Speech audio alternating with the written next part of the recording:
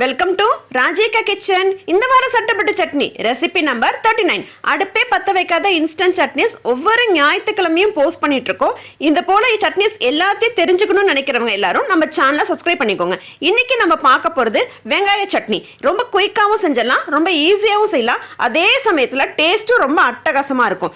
சுட சுட சாதத்தில் நெய் போட்டு சுட்ட அப்பளத்தோடு சாப்பிட்றதுக்கு துவையல் மாதிரி அரைச்சிங்க அப்படின்னா சூப்பராக இருக்கும். கொஞ்சம் தண்ணி சேர்த்து அரைச்சிங்க அப்படின்னா தாளிப்பு கொடுத்து இட்லி தோசையோட சாப்பிட்றதுக்கு அட்டகாசமாக இருக்கும். இந்த சட்னி எப்படி செய்யுதுன்னு பார்த்தலாமா? ஒரு மிக்ஸி ஜார் எடுத்துக்கோங்க. ஒரு மீடியம் சைஸ் பெரிய வெங்காயம் 2 எடுத்துக்கோங்க.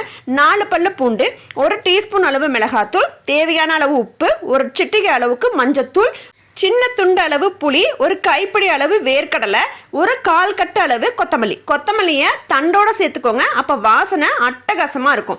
இது எல்லாத்தையும் தண்ணி சேர்த்து அரைச்சிங்கன்னா சட்னியாக இருக்கும். தண்ணி சேர்க்காம அரைச்சிங்க அப்படின்னா துவையலாக இருக்கும். சட்னினா இட்லி தோசையோடு சாப்பிட்றதுக்கு அட்டகாசமாக இருக்கும். துவையலாக அரைச்சிங்க அப்படின்னா நீங்கள் சுட சுட சாதத்தில் நெய் போட்டு பிசைஞ்சு சுட்ட அப்பளத்தோட சாப்பிட்றதுக்கு எக்ஸலண்ட்டாக இருக்கும். இப்போது சட்னிக்கு தாளிப்பு கொடுத்துடலாம். நல்ல எண்ணெயை நல்லா புகை வர அளவுக்கு சூடு பண்ணிவிட்டு கடுகு, காஞ்ச மிளகாய் இது ரெண்டும் நல்லா பொரிஞ்சதுக்கப்புறம் சூட்டோட எடுத்து சட்னியில் ஊற்றினீங்க அப்படின்னா சட்னி ரெடிங்க.